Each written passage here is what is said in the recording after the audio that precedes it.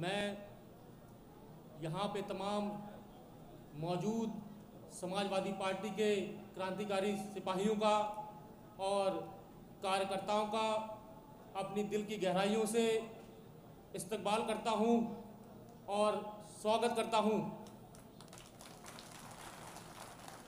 हमारे बीच में हम सब के नेता और नौजवानों के लिए प्रेरणा स्रोत का काम करने वाले और युवा हृदय सम्राट बुंदेलखंड के शेरे बुंदेलखंड पूर्व विधायक दिलीप नारायण सिंह यादव जी का अपनी दिल की गहराइयों से स्वागत करता हूं। और हमारे बीच में हमारे बड़े भाई सरल स्वभाव के धनी असमान सिद्दीकी साहब और संचालन कर रहे हमारे इकबाल इकराम खान साहब। आज मैं आपके बीच में आया हूं ज़्यादा वक्त न लेके, क्योंकि आप लोग बहुत काफ़ी समय से बैठे हुए हैं। थोड़े देर की बात है, हमारे प्रदेश अध्यक्ष यहाँ पे मौजूद होंगे जिनका आप बेताबी से इंतज़ार कर रहे हैं। मैं अपनी बात को यूँ शुरुआत करता हूँ कि मौजूदा दौर में आप देख रहे होंगे इस भाजपा सरकार ने किसानों के साथ क्या किया। लखीमपुर खीरी का आप देखें, किसानों ने अपना हक मांगा, उन्होंने उन्हें मौत दी। नौजवानों ने रोजगार मांगा, उन्हें मायूसी हाथ में दी गई, बेरोजगारी दी गई। क्या गुनाह था हमारी महिलाओं का जिनके साथ बलात्कार किए जाते हैं, उनकी इज्जतों को नीलाम किया जाता है, उनकी साड़ियों को खींचा जाता है। आपको याद होगा महाभारत में ऐसा ही एक वाकया हुआ था जब द्रौपदी की साड़ी को चीरहरण किया गया था। मैं आपको बता सकता हूं कि अब इनका वक्त समाप्त हो चुका है भाजपा वालों का, क्योंकि इन्होंने भी महिलाओं के साथ वही कार्य किया है जो महाभारत में द्रौपदी के साथ किया गया था। ये कौरव है। और हमारे बीच में कृष्ण रूपी तौर में हमारे विधायक जी मौजूद हैं।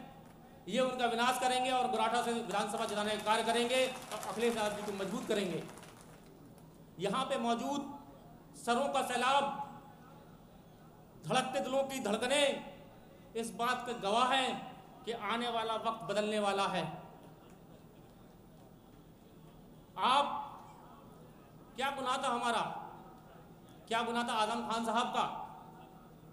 वो बच्चों को शिक्षा देना चाहते थे, उन बच्चों को वो कलम पकड़ाना चाहते थे जो रामपुर कभी चाकू छुरियों के लिए जाना जाता था। वहाँ पे उन्होंने एक यूनिवर्सिटी बनाई। उस यूनिवर्सिटी में गरीब बच्चों को पढ़ने के लिए शिक्षा के स्रोत दिए। सबसे कम फीस में बच्चों का वहाँ एडमिशन होता है। लेकिन ये शिक्षा विरोधी सरकार ने उस शिक्षा को मंदिर का तोड़ने का काम किया और आजम खान साहब पे झूठे मुकदमे लगा के उन्हें जेल में पहुंचाया गया। आपके पास 5 साल में एक बार मौका आता है अपने जुल्मों का हिसाब लेने का। जब 5 साल से आपके ऊपर जुल्म हो रहे हैं, सितम हो रहे हैं, आपकी बहनों बेटों की इज्जत आबरू को लूटा जा रहा है, बेरोजगारों को रोजगार नहीं दिया जा रहा है, व्यापारियों का कत्लेआम किया जाता है। गोरखपुर में आपने देखा होगा मनीष गुप्ता नाम के एक व्यापारी को कत्ल कर दिया गया।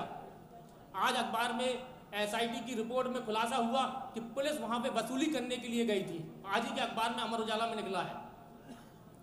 जब जो पुलिस हमारी रक्षक हुआ करती थी, इस सरकार में वो भक्षक बन के हमें लूटने के लिए होटल में छापा मारती है और जब उसका विरोध किया जाता है तो उस व्यापारी को मार दिया जाता है।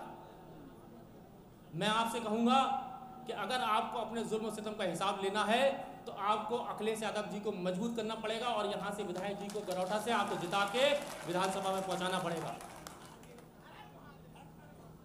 अखिलेश यादव जी ने इतनी योजनाएं चलाई थी कि अगर आप उन योजनाओं को ले जाके पब्लिक के बीच में, आम जनता के बीच में ले जाएंगे तो आप सुबह से शाम हो जाएगी, आप गिनाते गिनाते थक जाएंगे। चाहे वो आपका एरज का पुल हो, चाहे वो सैनिक स्कूल हो। आपसे अखिलेश यादव जी ने क्या आपके लिए अखिलेश यादव जी ने कितने कार्य किए।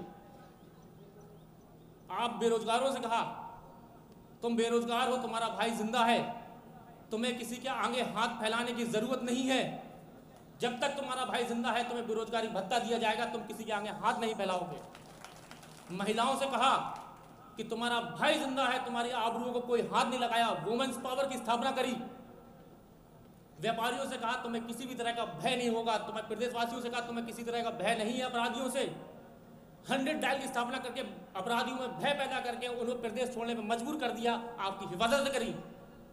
मैं ज़्यादा वक्त ना लेके आपसे केवल इतना कहना चाहूँगा, मज़हब की दीवारों में ना बंध के हिंदुस्तानी बने। हम सब का केवल एक ही मज़हब, एक ही जात होना चाहिए, हिंदुस्तान, हिंदुस्तानी। इसके अलावा हमारा कोई मज़हब, कोई जात नहीं होना चाहिए। मैं अपनी बात को छोटी सी शेर कह के ख़त्म करना चाहूँगा।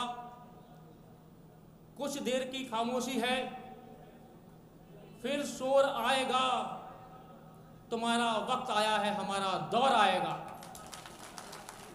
सारे जहां से अच्छा हिंदुस्तान हमारा, हम बुलबुलें हैं इसकी, ये गुलसितां हमारा। जय हिंद, जय समाजवाद। धन्यवाद।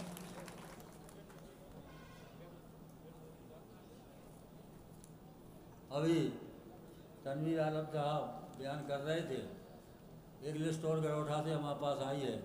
आनंद प्रकाश यादव एडवोकेट जिला महासचिव, अरविंद चौधरी, ब्रजेंद्र सिंह, दिनेश भारती, कपिल यादव, प्रिंस चौधरी।